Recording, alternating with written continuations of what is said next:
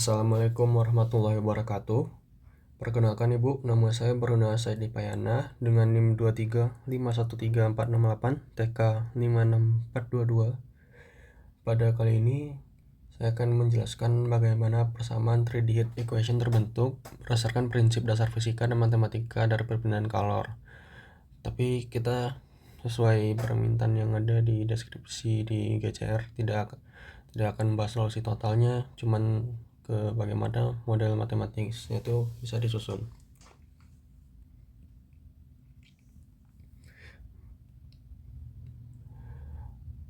Dalam fisika itu sendiri banyak fenomena alam seperti getaran, difusi, dan perpindahan panas dimodelkan dengan persamaan diferensial parsial atau PDE. Nah, untuk perpindahan panas kita menggunakan heat equation. Heat equation adalah PDE yang menggambarkan bagaimana temperatur berubah terhadap ruang dan waktu. Secara umum kita memodelkan fungsi temperatur sebagai U X Y Z T, itu temperatur pada titik X Y Z dan waktu T.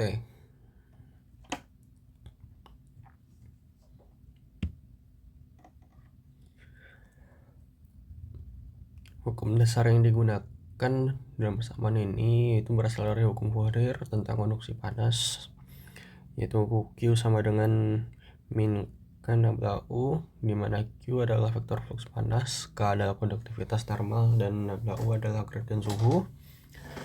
Lalu kita gabungkan dengan hukum konservasi energi, yaitu Rho C dou U per dou T sama dengan negatif nabla Q. Dengan mensubstitusi hukum Fourier ke hukum konservasi energi, kita dapatkan bentuk dasarnya.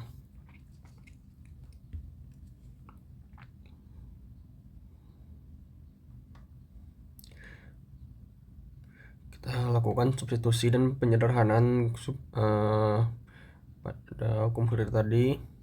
Hasilnya nanti akan menjadi hukum konservasi energi. Caranya yaitu sesuai yang ada di catatan saya sendiri, itu adalah Rho C dou U per dou T sama dengan nabla kali K nabla U. Nah, sini sendiri kalau K-nya konstan, hasilnya nanti adalah dou U per dou T sama dengan K per dou C nabla kuadrat U.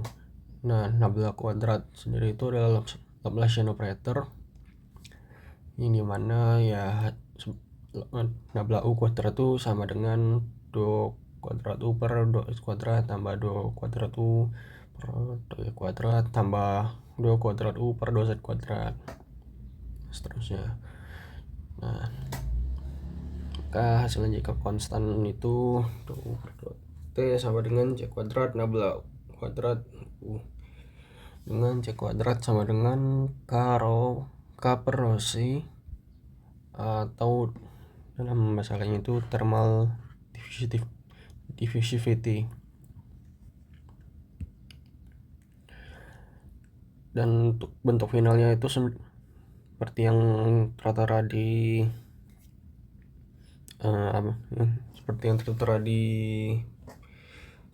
slide presentasi.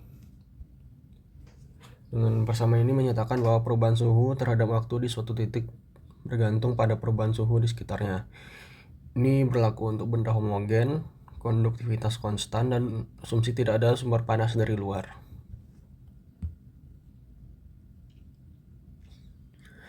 Untuk boundary dan initial conditionnya sendiri ya secara umum Ibu, kita itu biasanya mengasumsikan dua jenis kondisi tambahan. Untuk initial conditionnya itu sendiri suhu awal di seluruh ruangan, dan boundary condition kondisi suhu dan flux di batas permukaan objek.